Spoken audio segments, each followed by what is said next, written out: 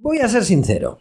Este en realidad es mi primer mundial, vamos. El primero que viví y que yo recuerdo, además con 9 años. Es mi primer álbum de cromos de fútbol. Eso es.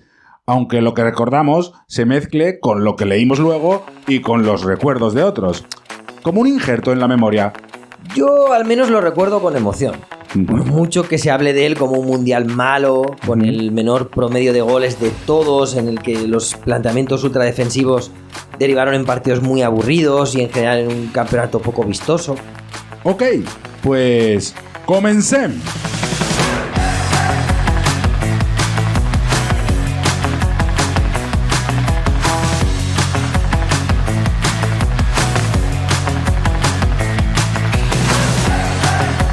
El 14 de mayo de 1984, en el Congreso de la FIFA, se miden las caras la URSS e Italia en las votaciones, después de la retirada de Inglaterra y Grecia del asunto. En la votación se imponen los italianos por 11 votos a 5 y el Mundial vuelve a ser a churro 56 años después, aunque en otra Italia muy distinta. El Calcio es ahora el campeonato más potente del mundo, los grandes jugadores quieren jugar allí porque son los clubes que mejor pagan. Roberto Baggio acaba de fichar por la Juventus desde la Fiorentina. Es el fichaje más caro de la historia, 2.200 millones. Si a principios de la década de los 80 el dominio del fútbol de clubes en Europa era inglés, ahora la hegemonía es italiana. El Milán es el mejor equipo del mundo, pero otros clubes se imponen en el resto de los torneos europeos como la Juventus, el Nápoles o la Sampdoria. El dominio italiano coincide con la caída de los clubes ingleses. De hecho, la FIFA le sancionó 5 años sin jugar las competiciones europeas debido a los numerosos incidentes causados por los hooligans ingleses y sobre todo debido a la tragedia de Heysel, en la que murieron 39 personas. Desde 1985 hasta 1990, los aficionados ingleses no han salido de las islas. Solo en la Eurocopa de Alemania del 88, en la que la liaron pardísima en la estación de Düsseldorf en una mítica batalla campal entre cientos de aficionados ingleses y alemanes.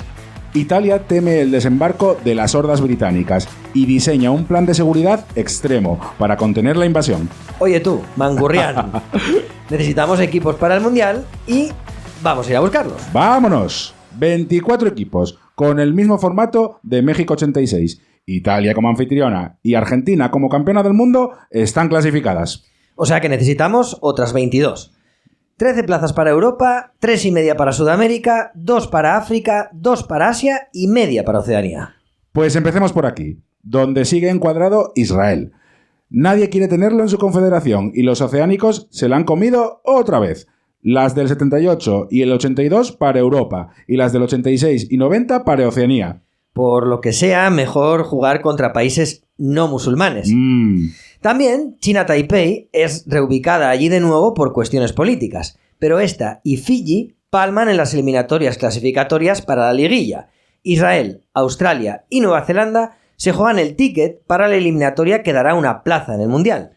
Israel, con una victoria en casa contra Nueva Zelanda y empates en el resto de los partidos, se clasifica. Gran fracaso de los australianos. A Israel le toca esperar rival desde Sudamérica. Pues vamos con la Feria Asia. Vamos. 2 plazas. Se presentan 26 equipos y la clasificación se divide en 2 rondas. La primera se compone de 6 grupos y los campeones de estos se verán en una liguilla final. 3 de los grupos se componen de países de Oriente Próximo, en el que se meten también a Pakistán, y los otros 3 grupos del Extremo Oriente, en el que encajan a Bangladesh. Vamos a ver. ¿Y entonces Oriente Medio qué es?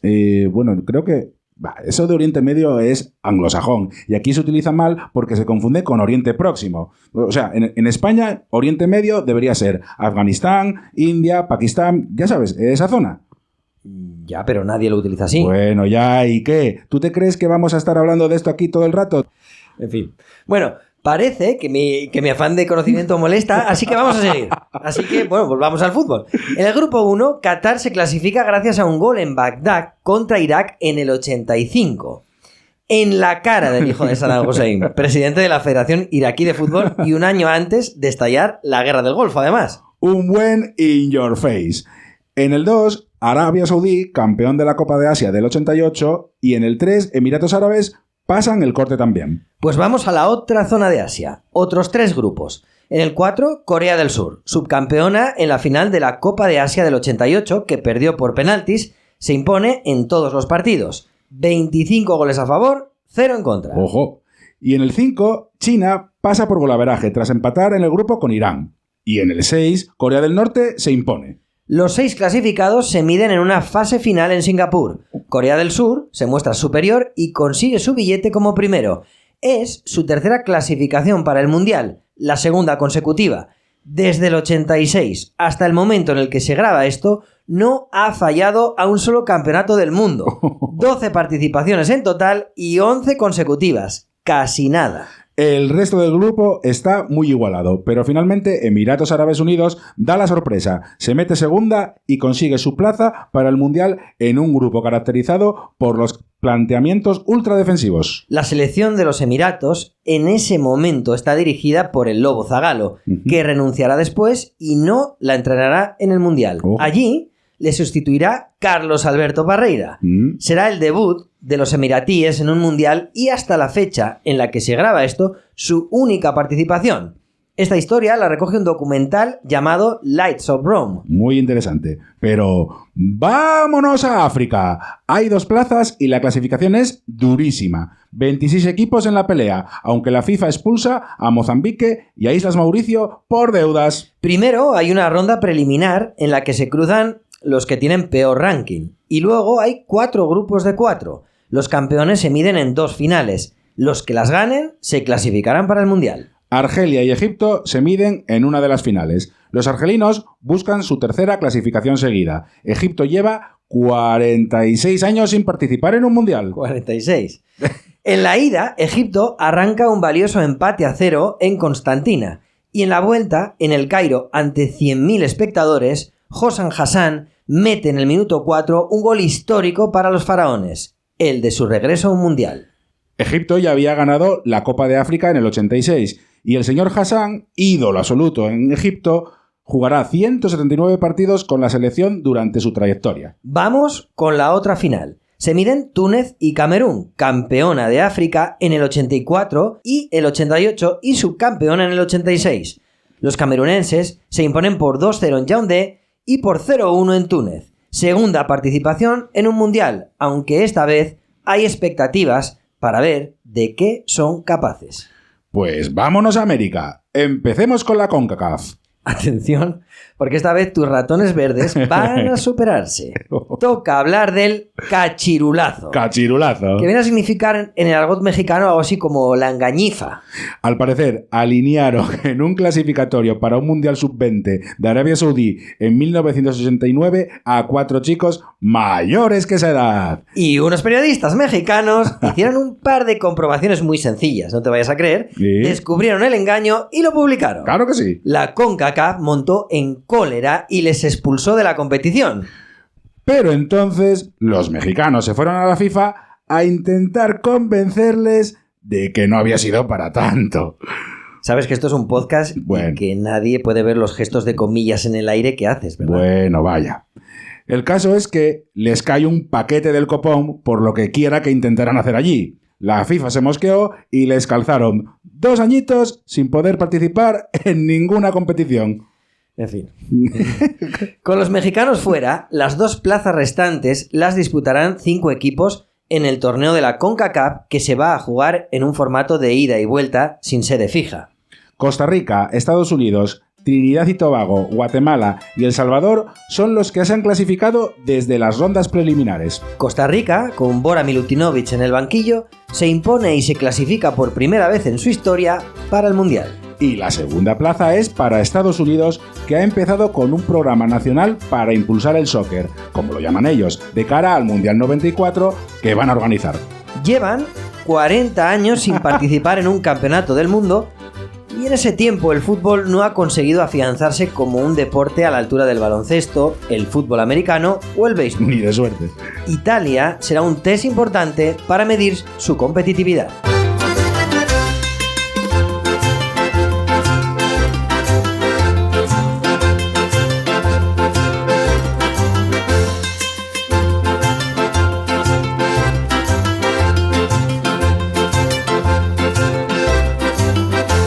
Vámonos al sur, a la CONMEBOL. 3 grupos de 3 selecciones. Los 2 mejores primeros se clasifican. El otro primero se la tendrá que jugar contra Israel en un playoff. En el grupo 1 se miden Uruguay, Bolivia y Perú. Y la Uruguay de Rubén Sosa, Francescoli o Daniel Fonseca, entre otros, se impone a Bolivia por el golaveraje y queda primero. Vamos al grupo 2. Ecuador, Paraguay y Colombia se pelean por la primera plaza. En un grupo muy igualado, Colombia y Paraguay se la juegan en la última jornada.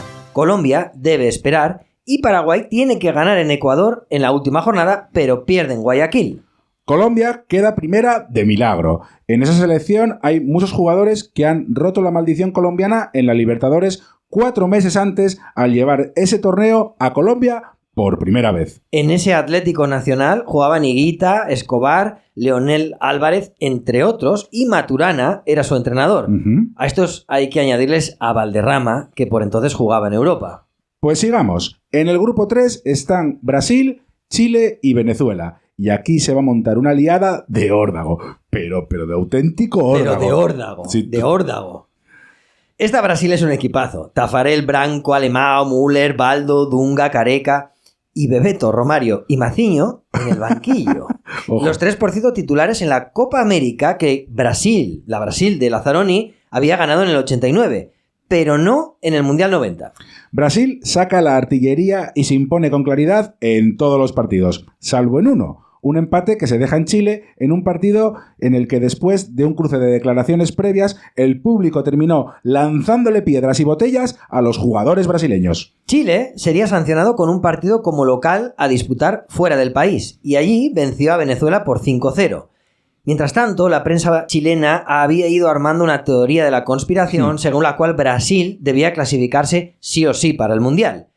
El 3 de septiembre de 1989, Brasil y Chile se disputan la clasificación para el Mundial en un Maracaná lleno hasta la bandera. Chile debe ganar y a Brasil le vale el empate. En el minuto 49, Careca adelanta a Brasil, pero en el 67, una bengala lanzada desde el público estalla a 2 metros del portero chileno Roberto Cóndor Rojas, que cae desplomado en el suelo. El partido se para. Cuando la cámara le enfoca, el rostro de Rojas y su camiseta aparecen ensangrentados. Los jugadores chilenos abandonan el campo indignados y la FIFA anuncia que va a comenzar una investigación. Muchos adelantan que Brasil puede ser expulsado del Mundial. En Chile se desata un odio hacia todo lo brasileño con ataques a la Embajada de Brasil, quema de banderas y declaraciones incendiarias de todo tipo. Y entonces... Pues entonces salta la noticia. Increíble. El Cóndor Rojas llevaba una cuchilla escondida en uno de los guantes y se ha cortado a sí mismo con la intención de que a Brasil se le expulsara o se repitiera el partido en campo neutral. Una vergüenza ajena extrema. Chile es expulsado de este y del próximo Mundial y Rojas será inhabilitado de por vida. Bueno, pues los 3 primeros son Uruguay, Colombia y Brasil. Pero como Colombia tiene menos puntos, debe de ir a la repesca con Israel. O como se dice al otro lado del charco, al repechaje. La eliminatoria a ida y vuelta se celebra en octubre del 89. Colombia se impone en la ida en Barranquilla por 1-0 con gol de Urusiaga. Y la vuelta es en Ramat Gan con un 0-0 que mete a Colombia en el Mundial. Segunda participación de los colombianos tras la de 1962. Esta nueva generación cambiará la historia de su fútbol. Hasta entonces, el tercer puesto en la Copa de América del 87, bajo el mando también de Maturana, había sido su mayor logro. Bien, pues seguimos con Europa. 32 selecciones se pelean por 13 plazas, 7 grupos, 3 de 4 equipos y 4 de 5. Pasan todos los primeros, y en los grupos de 5 también los segundos. Pero de los 3 grupos de 4 pasarán los 2 mejores segundos. Pues empecemos con el grupo 1. Rumanía, Dinamarca, Grecia y Bulgaria. En este cambio de década, 3 generaciones de grandes jugadores explotarán respectivamente en Rumanía, Bulgaria y Dinamarca. Pero para los rumanos ese momento ha llegado antes. Los Hagi, Lakatos, Popescu o Balint son superiores en el grupo a los demás y se clasifican para el Mundial gracias a una victoria por 3-1 contra Dinamarca en Bucarest el 15 de noviembre del 89. Parte de los jugadores de esa selección ya habían ganado la Copa de Europa del 86. Rumanía vuelve al Mundial 20 años después. Los daneses tendrán que esperar para saber si son uno de los 2 mejores segundos. En el grupo 2, Suecia, Inglaterra, Albania y Polonia buscan una plaza. Suecia e Inglaterra empatan a 0 en los 2 partidos, pero Suecia se impone en Polonia e Inglaterra solo logra un empate allí. Suecia se clasifica. Inglaterra tendrá que esperar para saber si es uno de los 2 mejores segundos.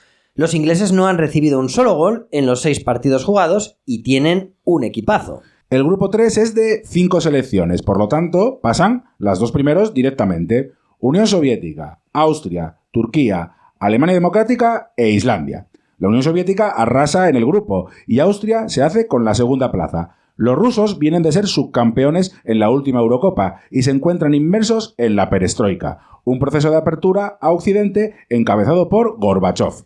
Belanov, Mikhailichenko, Protasov, Dasaev, Dobrovolsky. Algunos además han sido campeones olímpicos en Seúl 2 años antes en la final contra Brasil. ¿Por fin los soviéticos serán capaces de rendir a buen nivel en un mundial y sacar a relucir todo su talento? Lo veremos más adelante, porque ahora nos vamos al grupo 4, que es de órdago. De órdago. Holanda, Alemania Federal, Finlandia y Gales. Alemanes y holandeses vuelven a verse las caras tras las semifinales de la Eurocopa de Alemania de hace solo unos meses.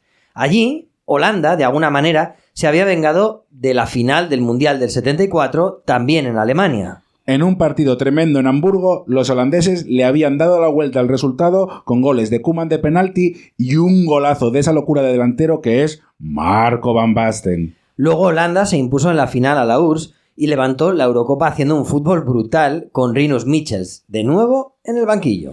Pero ahora Rinus Michels ya no está en el banquillo holandés, mientras que en Alemania el seleccionador sigue siendo Franz Beckenbauer, que ha sufrido la dolorosa derrota de los holandeses en el banquillo y también la de la final del 86 contra la Argentina de Maradona. La segunda generación dorada holandesa, esa de los Van Basten, Gullit, Rijkaard o Koeman, entre otros, se impone en el grupo.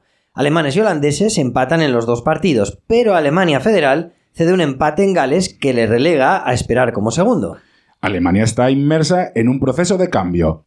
El muro de Berlín caerá durante esta fase de clasificación, pero Alemania no se reunificará hasta octubre de 1990. Alemania Federal e Inglaterra pasan como mejores segundos y dejan fuera a una Dinamarca que apenas 2 años después ganará una Eurocopa en Suecia de una manera increíble. Pero esa es otra historia, así que sigamos con la clasificación. Grupo 5. Yugoslavia, Escocia, Francia, Noruega y Chipre. Los yugoslavos, que no se han clasificado para el anterior Mundial ni la anterior Eurocopa, arrasan en el grupo. Ganan todos sus partidos de casa y se hacen invictos con el primer puesto. Parte de la generación que había ganado el Mundial Sub-20 en el 87 ya se ha hecho mayor. Claro. Los Zucker, Prosinecki, Boban o Jarni, entre otros, están en esta selección y algunos de ellos harán historia al año siguiente con el Estrella Roja al ganar la primera y hasta el momento en el que se graba esto, única Copa de Europa del fútbol balcánico. Y contra todo pronóstico, Escocia se hace con la segunda plaza debido en parte a la incapacidad de los franceses de lograr una sola victoria fuera en toda la clasificación.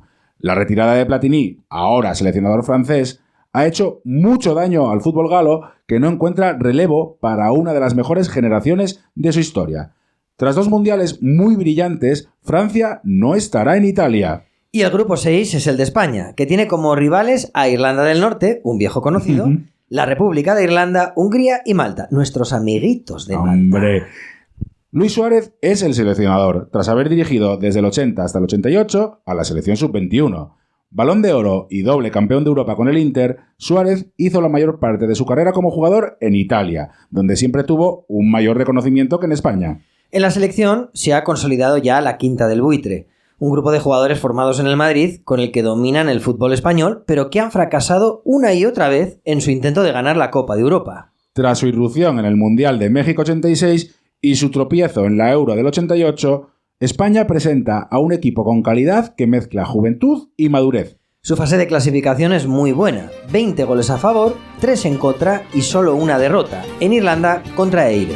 De hecho, es Eire la que se mete segunda tras ganar de forma consecutiva los últimos 5 partidos. Hoy, por cierto, ya nadie dice Eire, ¿verdad? Es cierto. Aunque tampoco te creas que he estado muy pendiente de este tema. De hecho, he estado bastante liado con otras cosas como trabajar. Vaya cabroncete. Vamos con el grupo 7. Bélgica, Luxemburgo, Checoslovaquia, Suiza y Portugal. El grupo de la muerte. La Portugal de Futre se ve incapaz de ganar un solo partido a Bélgica y a Checoslovaquia, y estas dos terminan logrando sus plazas para el Mundial con lo justo. Bueno, pues parece que ya tenemos a las 24 selecciones. ¡Nos vamos a Italia!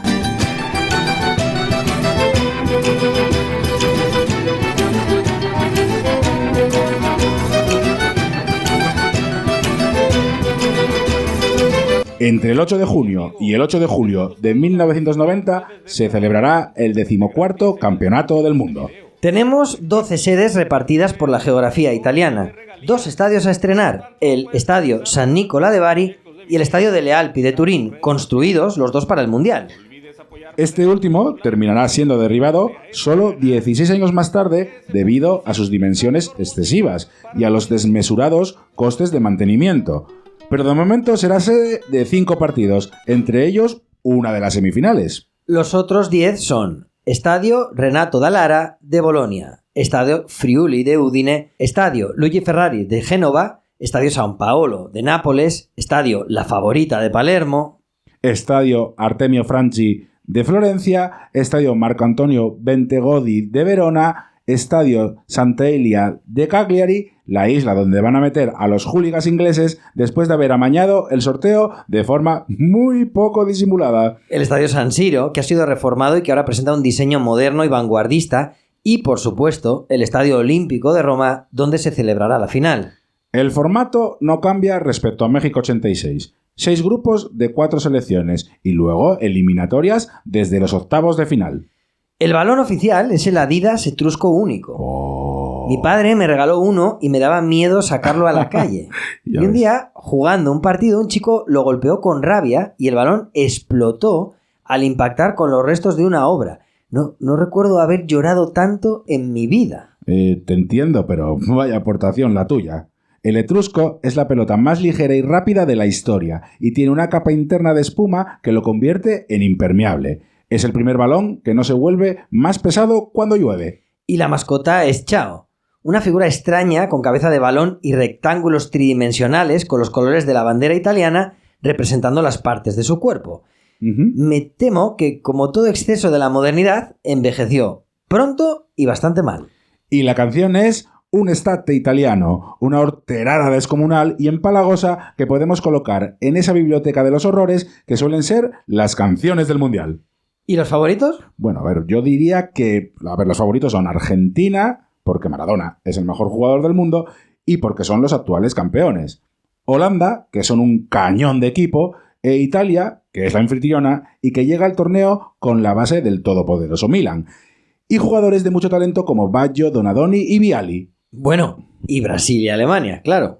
El viernes 8 de junio de 1990 a las 6, tras una ceremonia inaugural que me da dolor de ojos, Camerún y Argentina abren el grupo B y se ven las caras en el sofisticado San Siro de Milán. 73.000 espectadores. Hay que recordar que en ese grupo están también Rumanía y la Unión Soviética. La Argentina de Bilardo y Maradona solo conserva una tercera parte de los jugadores que levantaron la Copa del Mundo en el Estadio Azteca 4 años antes. Y enfrente está una selección de Camerún dirigida por el ruso Valeri Nepomniachtchi, empeñado en un sistema defensivo contra el que se ha revelado media plantilla de los Leones Indomables. De hecho, se dice que hay un grupo de jugadores que tienen bastante más control del vestuario y de las decisiones que él mismo. Nkono, la estrella Oman Bijik y por supuesto Roger Milla, que se había ido a jugar a la isla de Reunión, cerca de Madagascar, para retirarse del fútbol. Pero al que, tras verle en un partido de homenaje en Duala, el presidente del país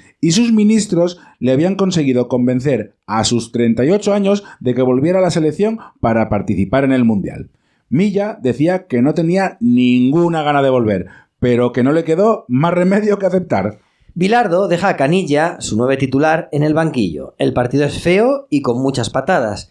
En el minuto 60, André Cana-Bijik es expulsado de forma muy discutible tras una entrada sobre Canilla que había salido al descanso sustituyendo a Ruggeri. Y en el minuto 67, remate de cabeza de Oman Bijik y tragada de Pumpido, al que se le escurre el balón entre las manos.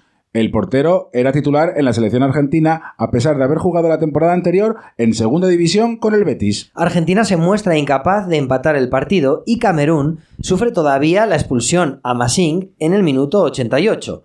Con 9 jugadores en el campo, los africanos, que lo celebran locos de alegría, Claro. dan una de las mayores sorpresas en la historia de los mundiales. Durante el partido, los milaneses pitan a Maradona insistentemente. Las viejas rencillas entre el 10 que triunfa en Italia desde el sur y ese norte industrial, financiero y poderoso que le mira con cierta sensación de superioridad estallan en San Siro una vez más.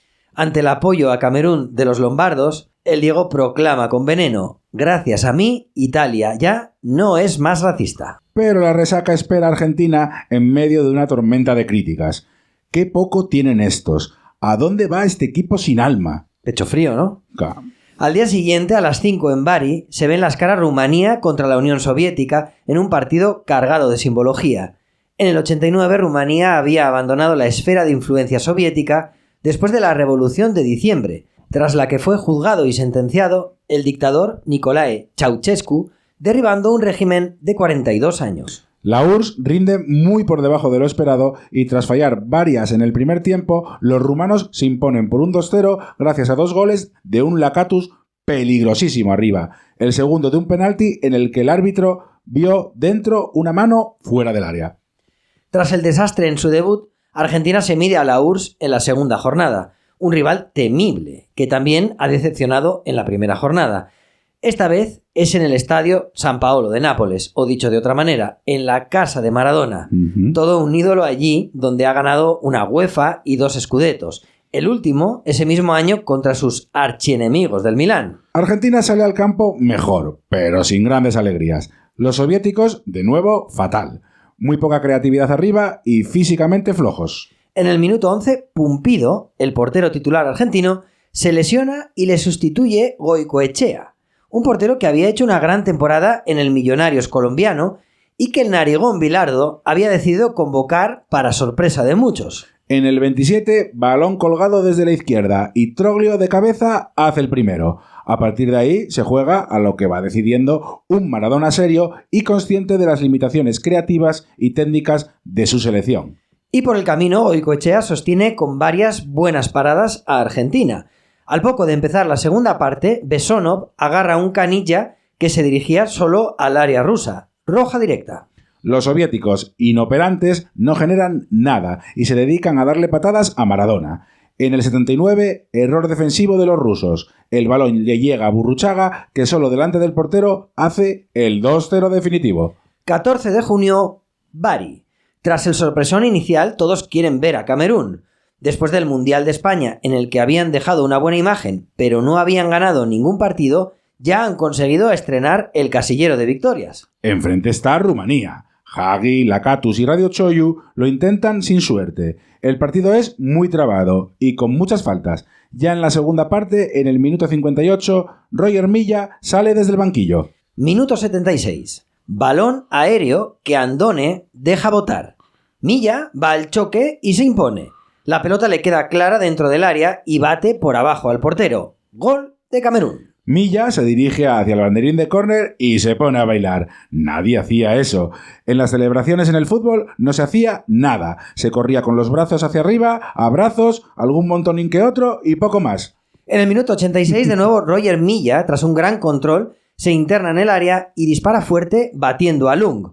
Golazo. 2-0. África revoluciona el Mundial. Balint, que había salido desde el banquillo también, hace en el 88 el 2-1 definitivo. Camerún está clasificada, la URSS prácticamente eliminada y Rumanía y Argentina se la juegan en la última jornada. Maradona, muy tocado en su rodilla izquierda por las patadas sufridas en los partidos previos, sale medio lesionado a jugar. Es una final para Argentina y no hay más remedio. El 18 de junio a las 9 en Nápoles se miden rumanos y argentinos ante más de 50.000 espectadores. Canilla la tiene muy clara al poco de empezar, pero la manda fuera. Luego Lakatos manda un misil a puerta que desvía a Goicoechea. Ya en la segunda parte, Maradona saca un córner que Monzón, de cabeza, mete para adentro.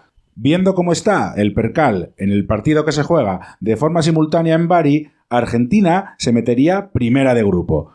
Pero apenas 6 minutos después, centro pasado de Lacatus, que Sabau cabecea al centro del área y Balint para adentro. El empate es definitivo. La FIFA le había preparado a Argentina el camino por Nápoles, la casa de Maradona, hasta las semifinales, pero los argentinos han quedado terceros. Además, Maradona termina con el tobillo hinchado tras un entradón de Rotario. Les servirá para clasificarse como uno de los 4 mejores terceros, porque con 3 puntos y un golaveraje a favor, lo normal es que te clasifiques, pero la ruta en las eliminatorias será mucho más complicada. Y en el otro partido, la URSS, libre de la presión que parece haberles bloqueado los 2 partidos anteriores, destroza a una Camerún relajada por 4-0. Protasov, Zikmantovic, Zabarov y Dobrovolsky. Será el último partido de la Unión Soviética en un mundial antes de su disolución en el 91. A pesar del enorme talento que sale de sus escuelas de fútbol, salvo en las semifinales del 66, en general su rendimiento en los mundiales ha sido muy pobre.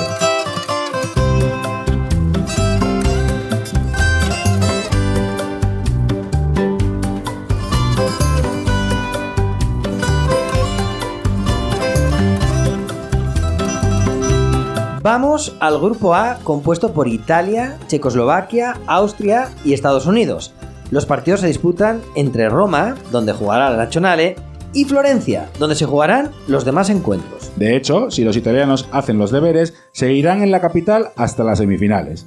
Los locales vienen de hacer semifinales en la Eurocopa de hace 2 años y son un equipo sólido atrás al que va a ser muy difícil eliminar. La selección italiana, de Aseglio Vicini, debuta el 9 de junio a las 9 ante 73.000 espectadores en el Olímpico de Roma. Desde el minuto 1 es un auténtico ciclón. Los Baresi, Ancelotti, Donadoni, Maldini y Vialli pasan por encima de una Austria superada por el escenario. Pero Carnevale arriba desperdicia varias ocasiones claras. En el minuto 75, Vicini decide cambiarlo y dar entrada a Toto Schillaci, un jugador que en la 88-89 jugaba en la Serie B, que luego lo fichó la Juventus, donde hizo un gran año, y que terminó entrando en la lista del Mundial un poco porque no había nadie más. Pero el cambio funciona, y la primera que tiene la mete para dentro de cabeza tras un gran pase de Gianluca Vialli. El gol es el 1-0 definitivo que viene a hacer un poco de justicia. El héroe inesperado enciende Italia. Al día siguiente en Florencia, Checoslovaquia le mete una buena somanta a los Estados Unidos. 2 ilustres conocidos del fútbol asturiano participan en la matanza, 2 goles de Skurabi y otro de Milan Lujovic. La ingenuidad estadounidense convierte su defensa en un auténtico coladero, 5-1. Los otros 2 goles de los checos fueron de Hasek y de Bilek, y el estadounidense de Caligiuri. Italia vuelve a la carga el 14 de junio contra Estados Unidos. Giannini abre el marcador en el minuto 11 tras una jugada preciosa. Pero sin Ancelotti lesionado, la Nazionale no carbura. Además, el portero americano Meola, hijo de italianos, se luce y evita varios goles. Vialli tira al palo un penalti en el minuto 33 y Carnevale sigue fallando goles. En el 69 los estadounidenses están a punto de empatar e Italia decide dar un paso atrás para asegurar el resultado. Los tifosi se enfadan y pitan desde la grada a la selección azzurra. Al día siguiente, Checoslovaquia en Florencia se impone a Austria merced a un penalti absurdo que transforma a Bilek, que había fallado uno, contra Estados Unidos, y a un juego rápido de contraataque.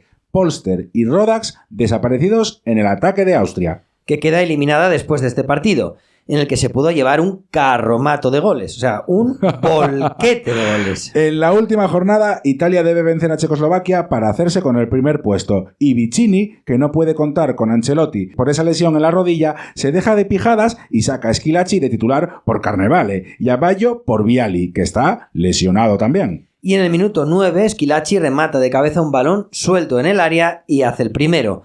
No hay duda de que el delantero siciliano se ha ganado la titularidad. Y Baggio es el mejor jugador italiano en el campo. En el minuto 78 hace un golazo tremebundo que sentencia el partido, mete a Italia primera de grupo y deja a los checoslovacos como segundos. Y en el otro partido, Austria le gana 2-1 a Estados Unidos sin nada en juego. Ogris y Rodax, por parte de los austriacos, y Murray, por parte de Estados Unidos, hacen los goles. Los austriacos, terceros con 2 puntos, no conseguirán clasificarse. 4 años tienen los de USA para USA para mejorar esta actuación tan pobre cuando celebren su mundial. Y meterán mucha pasta para progresar. Big money. Pero ya veremos cómo les va en el próximo episodio de... La historia de los mundiales. Grupo C. Brasil, Costa Rica, Escocia y Suecia. Las sedes serán Génova y Turín. El grupo se abre en el estadio delle Alpi en Turín. Brasil y Suecia se miden ante 62.000 espectadores. Brasil sale valiente, pero la presión sueca contiene la explosión de talento. La torcida enciende la grada de ritmos de percusión y colorido. ¿Qué sería del Mundial sin Brasil? Pues nada, nada.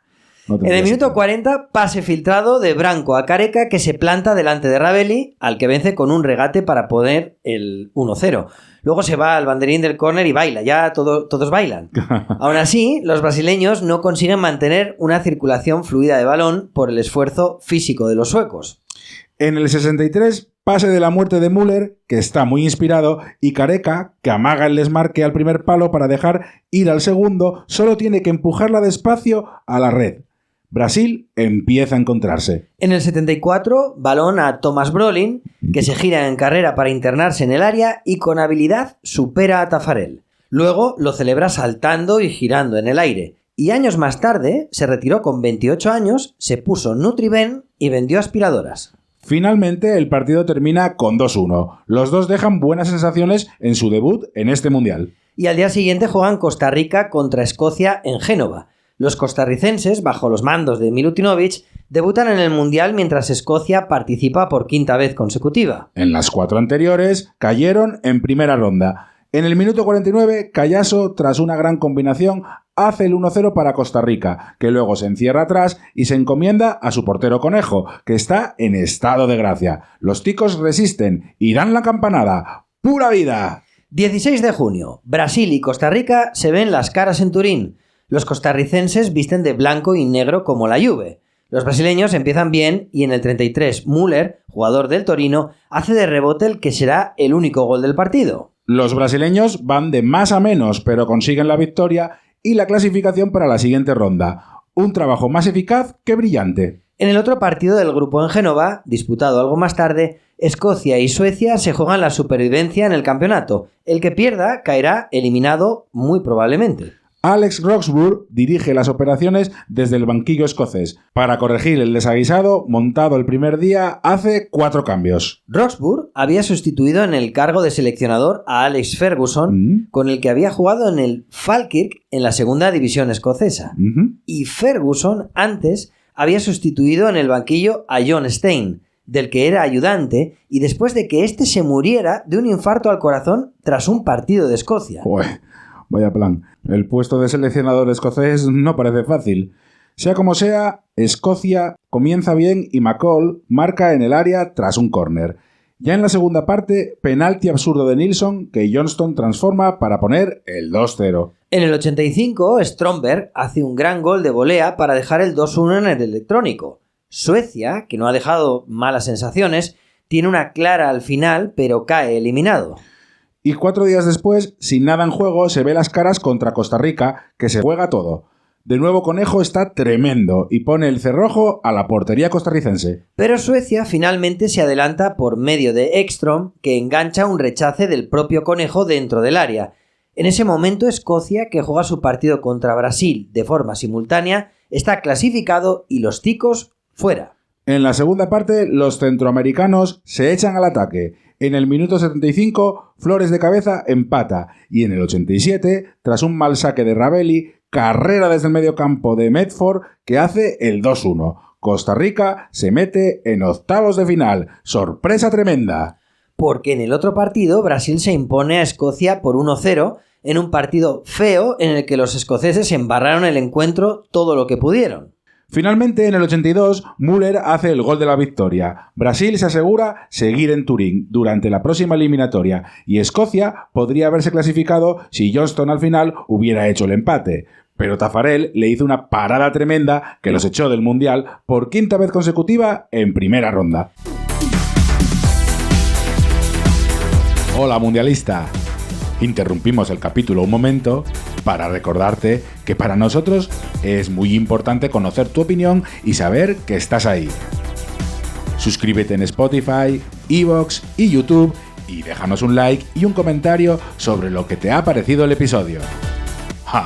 Y visita nuestra web www.lahistoriadelosmundiales.es, que está chulísima. Bueno, ya no te interrumpimos más. Sigue disfrutando de la historia de los mundiales. Vamos al grupo D. Alemania Federal, Yugoslavia, Colombia y Emiratos Árabes Unidos. Los partidos se juegan entre Milán y Bolonia. El grupo se abre en Bolonia el 9 de julio a las 5. Colombia y Emiratos Árabes Unidos se ven las caras. El equipo árabe no hace demasiada oposición. En general, les falta tensión defensiva y sentido del orden. El show lo pone Higuita, el portero colombiano, que acostumbra a salir del área de manera temeraria sin aportar demasiado al juego. En el minuto 50, Redín y en el 86, Valderrama, con un tremendo disparo, hacen el 2-0 definitivo. La selección de Beckenbauer llega mucho más madura a este mundial que a los dos anteriores en los que perdió la final. La dureza de la derrota ha hecho crecer a un buen equipo.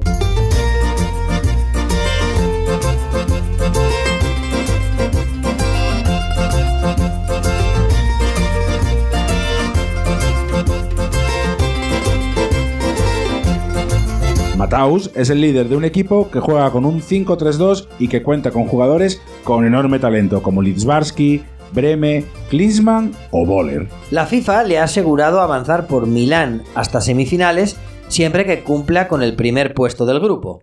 Su estreno es el 10 de junio frente a Yugoslavia ante 74.000 espectadores. En el minuto 28, control orientado de Matthaus y golazo desde fuera del área. Marca de la casa. En el minuto 39, centro desde la izquierda y gol de cabeza de Klinsmann. Así se van al descanso. En el minuto 55, Josic de cabeza a cortas distancias. Ya en la segunda parte, Matthaus, jugador del Inter, conduce hacia el área y desde lejos la enchufa para adentro. Vaya par de golazos, amigo. Vaya jugador. Y para rematar el partido, disparo desde la izquierda de Andreas Breme, Ivkovic, manos de mantequilla, y Rudi Boller, que se parece mucho a tu padre por cierto, la empuja sobre la línea. 4-1. Alemania Federal, que en unos meses será simplemente Alemania, machaca a una Yugoslavia floja, que nunca se sintió cómoda sobre el campo y que ahora debe hacer los deberes en los dos partidos que le quedan en el grupo.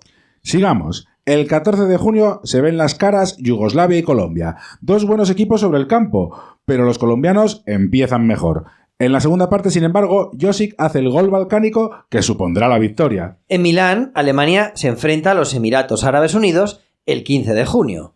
Más que un partido, es un asedio, una sucesión de llegadas de los germanos al área con oportunidades clarísimas desperdiciadas. Finalmente, bajo el aguacero, Klinsmann mete el pase de la muerte y Boller, con un toque muy sutil, vence la salida del portero árabe y comienza la sangría.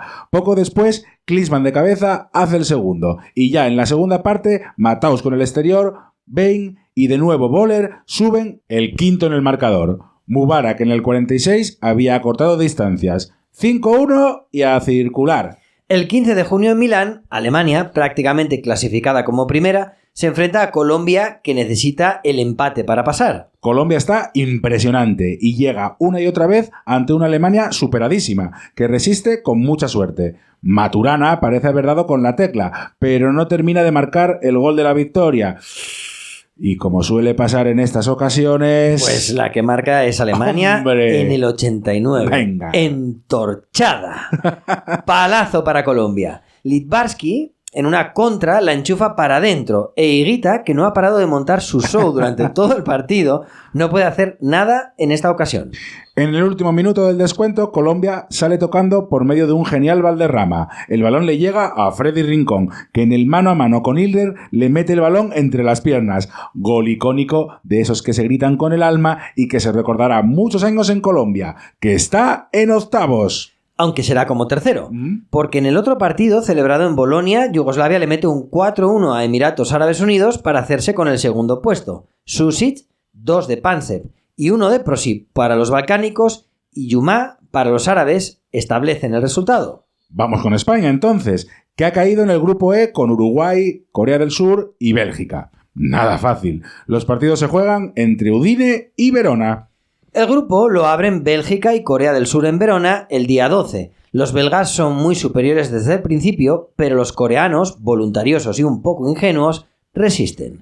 Al menos hasta el minuto 52, en el que el portero In Jong-choi sale a recoger setas y de Gris, de una gran vaselina, hace el primero. Luego de Wolf, con un misil desde fuera del área, pone el 2-0 definitivo en el marcador.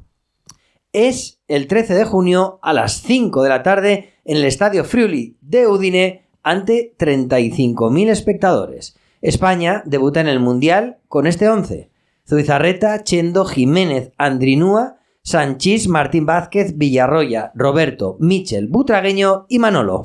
Enfrente está la Uruguay de Óscar Washington Tabárez, que es mucho mejor que una España a la que apenas sostiene Martín Vázquez.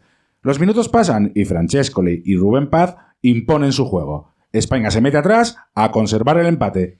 Hasta que un jugador uruguayo remata junto al palo y Villarroya la saca con la mano. Penalti.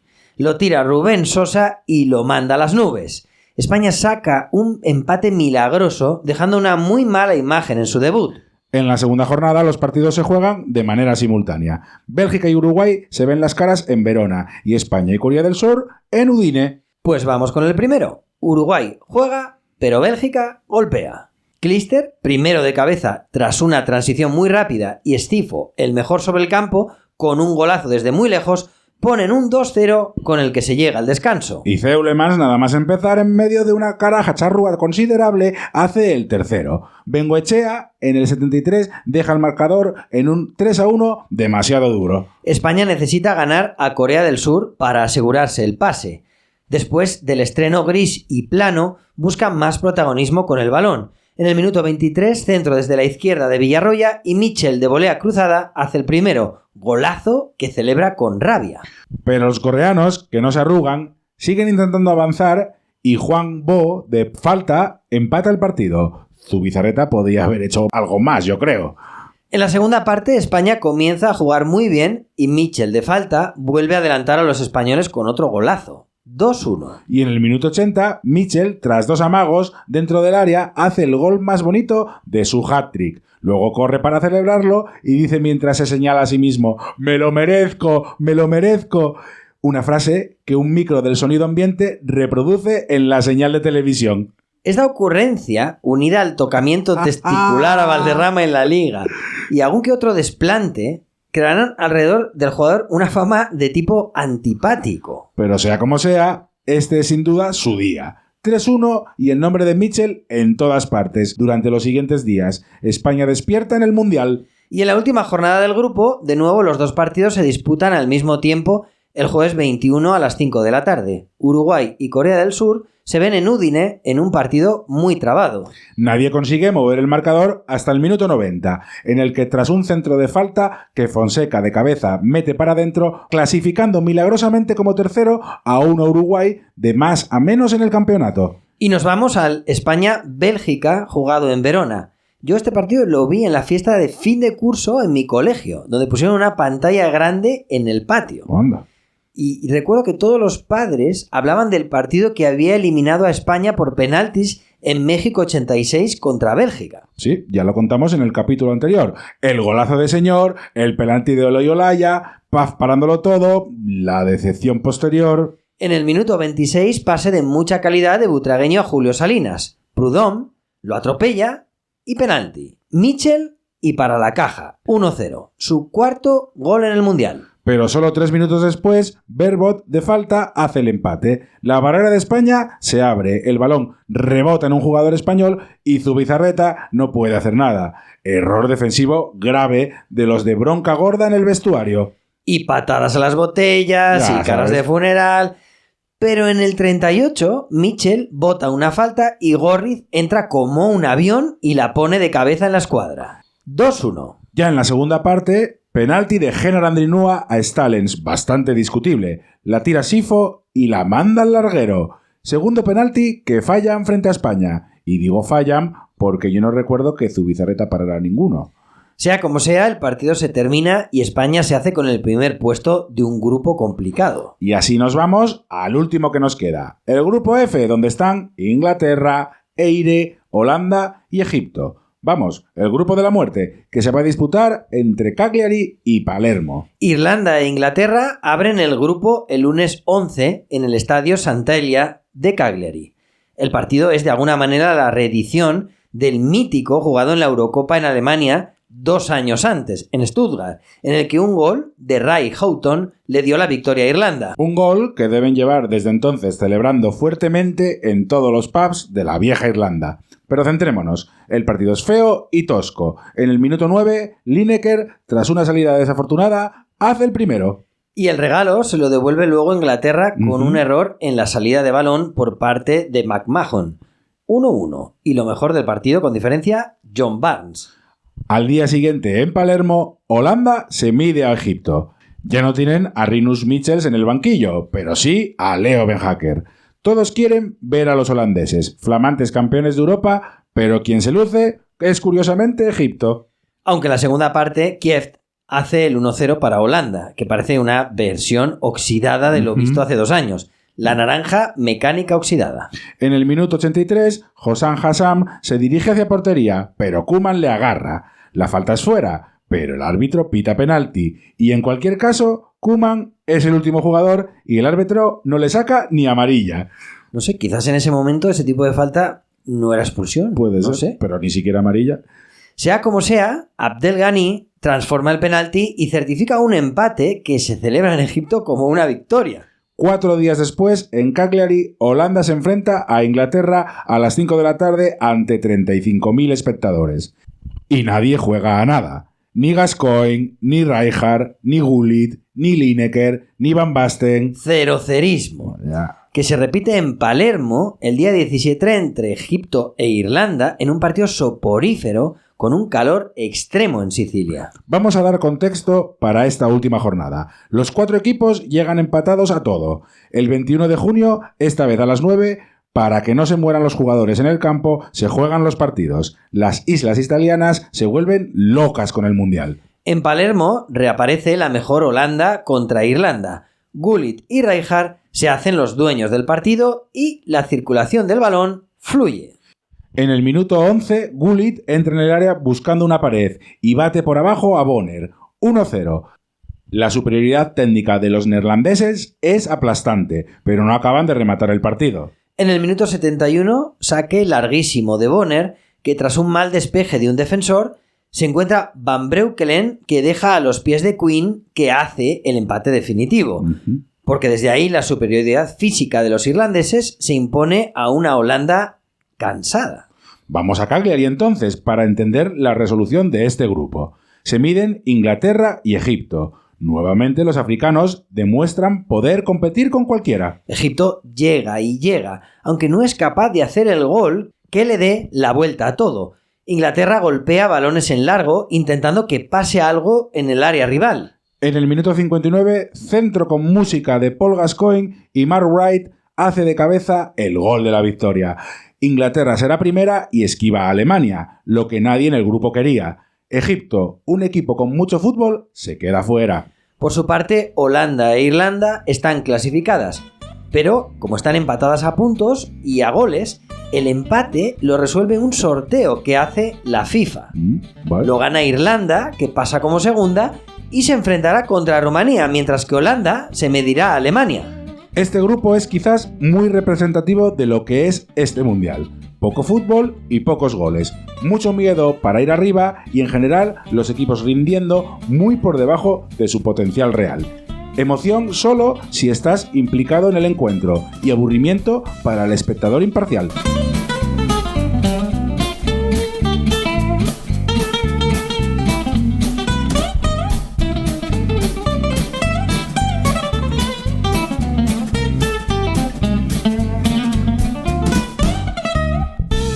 Pues nos vamos al mata-mata, a las eliminatorias, que es donde empieza el tomate de verdad. Estadio San Paolo de Nápoles, sábado 23 de junio a las 3. 50.000 espectadores, Camerún contra Colombia. Los colombianos dominan con muchísima claridad el partido y las tienen de todos los colores en el primer tiempo, pero perdonan la vida a una Camerún desordenada que sin embargo tuvo su oportunidad en las botas de Makanaki. Macanaki fue luego un mote que se puso a gente en todos los barrios de España, ¿no? Total. Ese que viene con rastas por el callejón, o sea, el Macanaki. Total. El partido sigue en esa misma dinámica hasta que Milla vuelve a salir desde el banquillo en la segunda parte. El delantero comienza a crear peligro, aunque el encuentro se va a la prórroga. Al poco de empezar la segunda parte del tiempo añadido, Roger Milla entra al área tras sortear a un defensa y la enchufa. Golazo tremendo del amigo de 38 palos. Tremendo gol. Y 3 minutos después, liada tremebunda de Higuita fuera del área. Milla le quita el balón y hace el 2-0. Su cuarto gol en el Mundial. Y se va, por supuesto, al córner a bailar. El portero ya había estado haciendo este tipo de payasadas en los partidos anteriores sin que Maturana le diera el toque, así que... Es lo que hay. Roger Milla decía que Valderrama, cuando era su compañero en el Montpellier, le había mostrado vídeos de las tonterías de Higuita regateando fuera del área y haciendo amagos para vacilar a los delanteros. ¡Qué bueno! La fiebre del protagonismo del portero condena a Colombia. Y no, en Higuita no está el precursor del portero moderno. Luego Colombia acorta distancias por medio de Redín tras una gran combinación con Valderrama. Pero esto está finiquitado y Camerún es el primer equipo africano en los cuartos de final de un mundial. ¡Bombazo! Ese mismo día en Bari, Checoslovaquia machaca a Costa Rica por 4-1. Thomas Scurabi hace un hat-trick con 3 goles de cabeza. Kubik se calca un chirlazo de falta y Ronald González hace el gol de los ticos, que caen eliminados después de una gran actuación en el Mundial en un partido en el que no jugó Conejo, su portero titular. Scurabi, 5 goles en el Mundial en 4 partidos. Un poderío aéreo tremendo. Domingo 24. La jornada es brutal. Primero nos vamos a Turín. Son las 5 de la tarde. Brasil contra Argentina. Nada más y nada menos. 61.000 espectadores. Maradona juega infiltrado en el tobillo tras el partido contra Rumanía. En el campo, Brasil, en su mejor partido en el Mundial, arrolla a una Argentina sin argumentos, pero Careca y Müller son incapaces de acertar. Dunga la manda al palo y Alemão al larguero ya en la segunda parte. Brasil falla y falla y falla, mientras Argentina sobrevive al tiroteo de milagro. Y Maradona en el minuto 81, tras una tremenda jugada en la que atrae a la defensa brasileña, busca el hueco para darse la canilla que hace el gol de la victoria. Los brasileños no se lo pueden creer. ¡Ay, amiguín! De ese partido se contaba que los argentinos le habían dado a Branco de beber un bidón de agua que llevaba dentro disuelto un sedante y que el otro se quedó mareado después todo el partido. Pero esto puede ser una fula perfectamente. Perfectamente. Sea como sea, Brasil aprenderá de esta durísima derrota. El 3-5-2 del entrenador brasileño Sebastião Lazzaroni ha derrapado en un campeonato muy defensivo con propuestas tácticas derivadas del catenaccio italiano. El estilo de la canariña cambiará para adaptarse a los rivales europeos y comenzará a ser mucho más sólido atrás, menos ingenuo y a dejar de lado algunos riesgos asociados a su forma de entender el fútbol. De alguna manera, el juego bonito se convertirá a partir de aquí en otra cosa.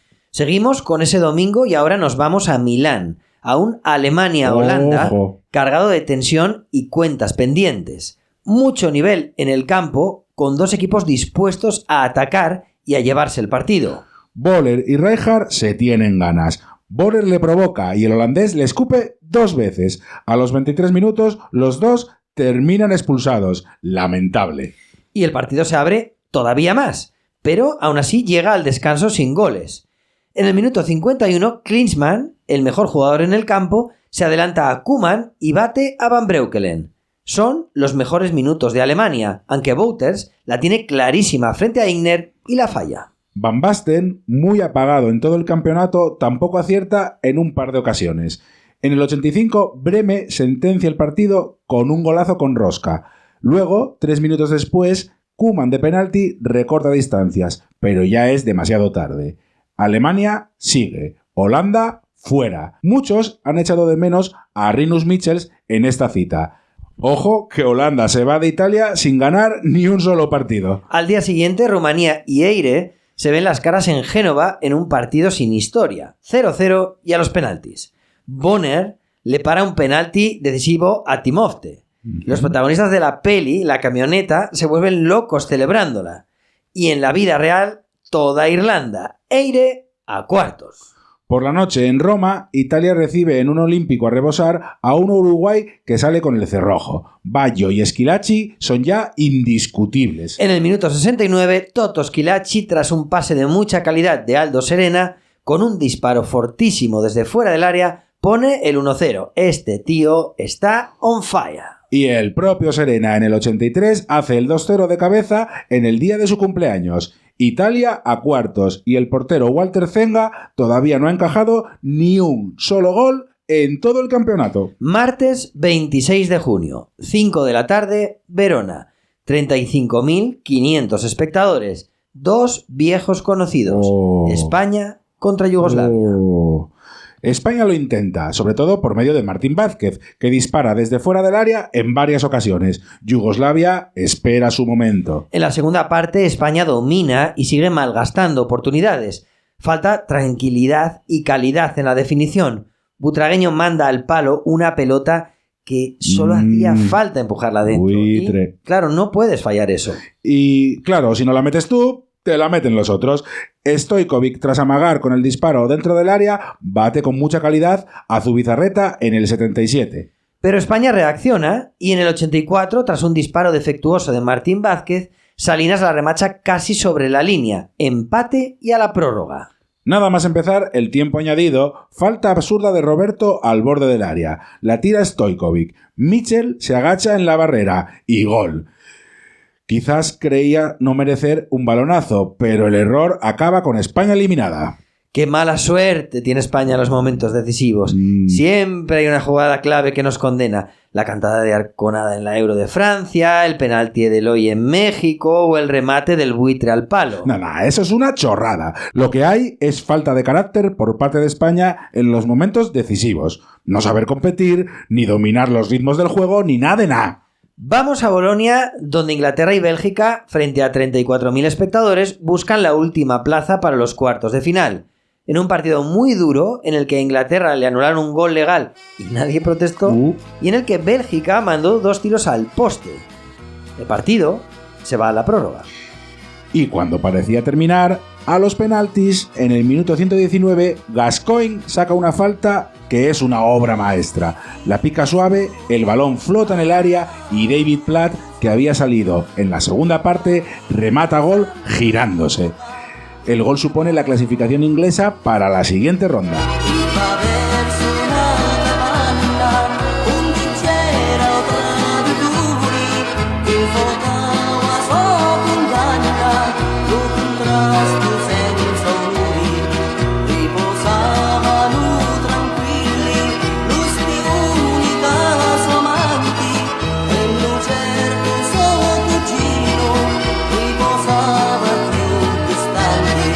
Cuartos de final. Primer partido. Argentina-Yugoslavia en el Artemio Franchi de Florencia.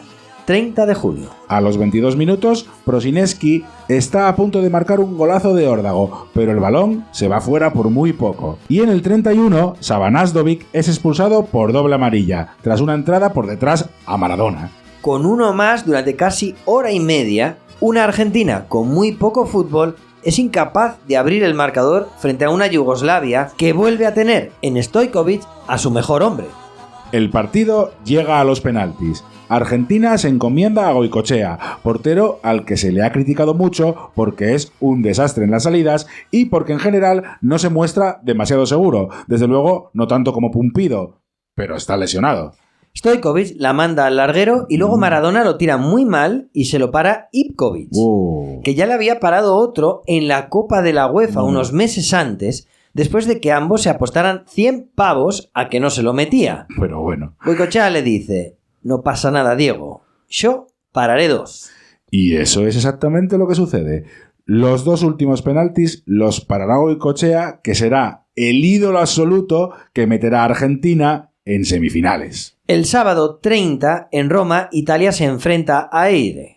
Los irlandeses están en un sueño, pero la eficacia de la maquinaria de Vicini es implacable. En el minuto 37, Schillaci agarra un rechace dentro del área y la mete para adentro. Irlanda, muy valiente, se lanza hacia arriba, pero los anfitriones resisten y llegan a semifinales por su autopista romana. Aunque ahora deberán bajar al sur, donde les espera la Argentina de Maradona en Nápoles, su casa.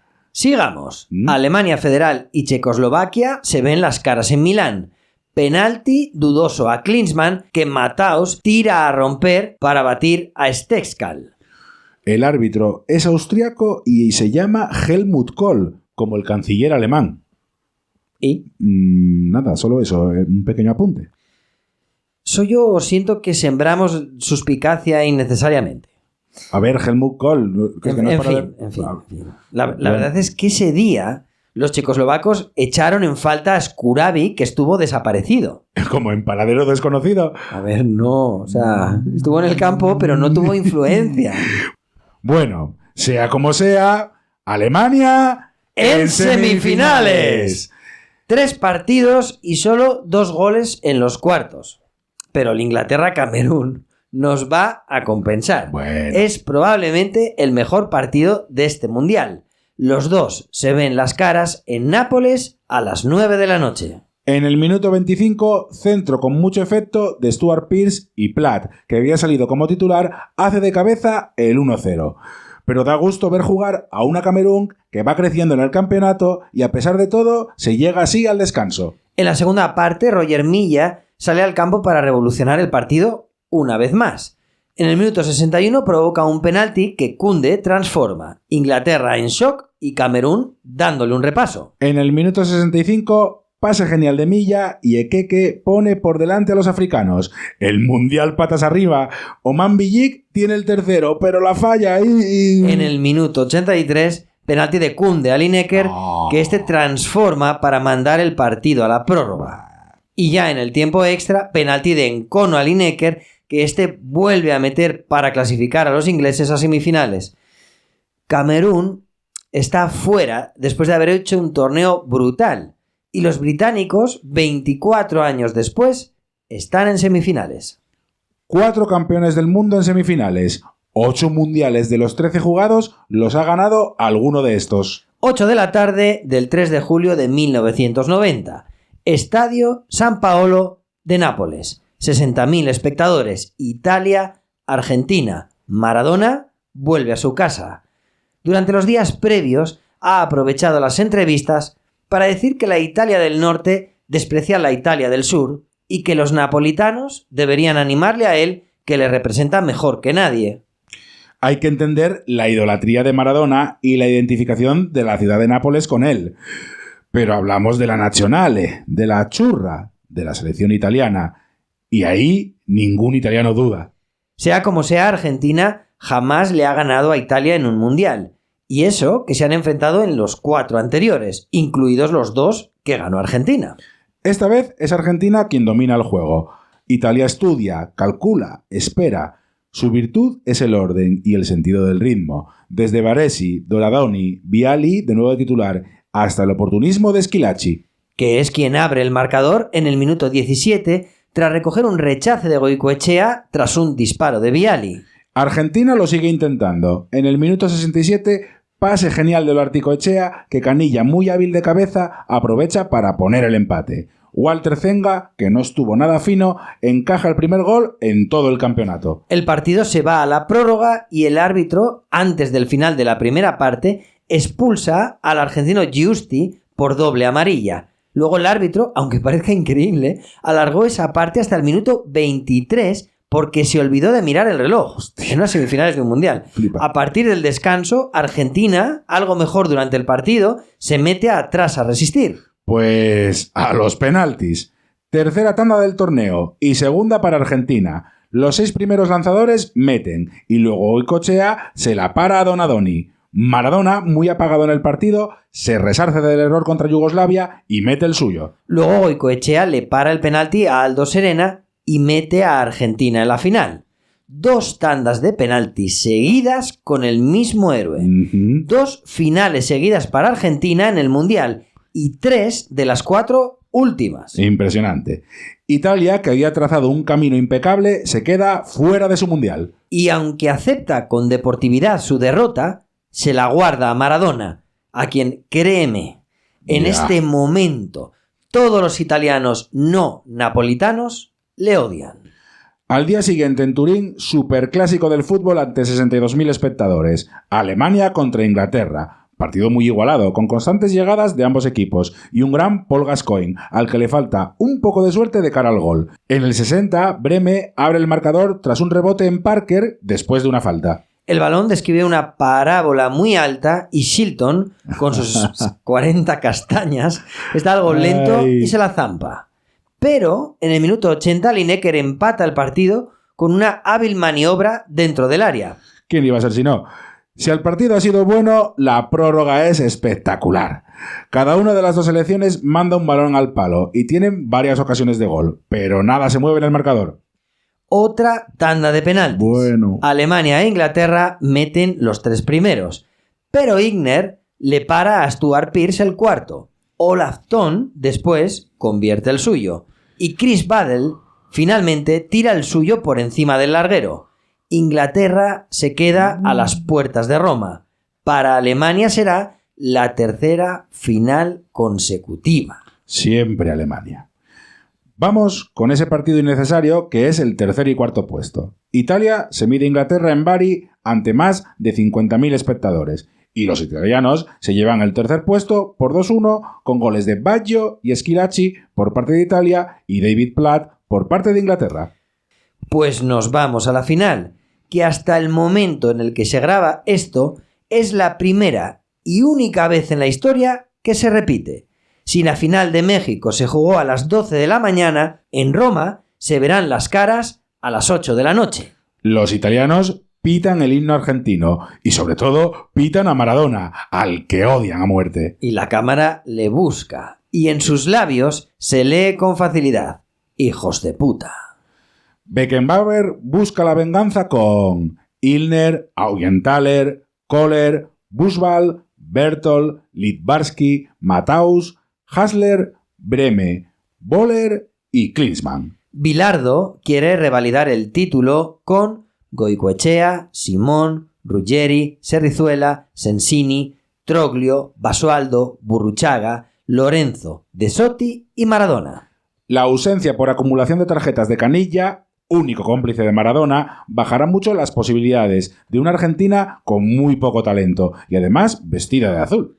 Por lo demás, la final es muy, muy mala. Probablemente la peor de la historia hasta este momento. Alemania lo intenta sin suerte, con muchos balones al área y poca precisión. Argentina ni siquiera eso. En el minuto 65, roja directa a Monzón tras una entrada con los tacos por delante. Y en el minuto 85, piscinazo en el área de Boller ante Sensini, que se traga el mexicano Edgardo Codesal, que todo hay que decirlo, no había pitado uno claro de Goicoechea a Augenthaler unos minutos antes. Matthaus le dice a Breme que lo tire él, que le duele, ¿sabes? Me duele una oreja, Breme. De la nariz. Y claro, Breme, que sí que tiene agallas, la coge y Goicoechea le mira. Pero el alemán lo tira a la izquierda pegado al palo y ese gol de penalti injusto vale una Copa del Mundo. De aquí al final todavía expulsarán a De Sotti y Argentina será ya incapaz de marcar. Matthaus levanta la Copa del Mundo al cielo de Roma. Las dos Alemanias se unificarán solo unos meses más tarde. Parece una película, pero es una película bastante aburrida. Será la primera final en la que un equipo se queda sin marcar y en la que no se marca ningún gol en juego. Y la primera vez que un equipo europeo gana a un equipo americano en la final. Matthaus, que será nombrado mejor jugador del torneo, diría más tarde que ganaron gracias a un penalti que no era. Yo diría que Alemania ganó con un penalti que no se atrevió a tirar él. Schillaci es el máximo goleador con 6 tantos y el equipo ideal vendría a ser este: Goicoechea, Breme, Baresi, Maldini, Maradona, Matthaus, Gascoigne, Stojkovic, Milla, Klinsmann y Schillaci. Prosinecki es nombrado mejor jugador joven. Zenga bate el récord de imbatibilidad en un mundial con, ojo, 517 minutos sin encajar un gol. Y bueno, poco más. Un mundial pobre de fútbol y con muy poca historia.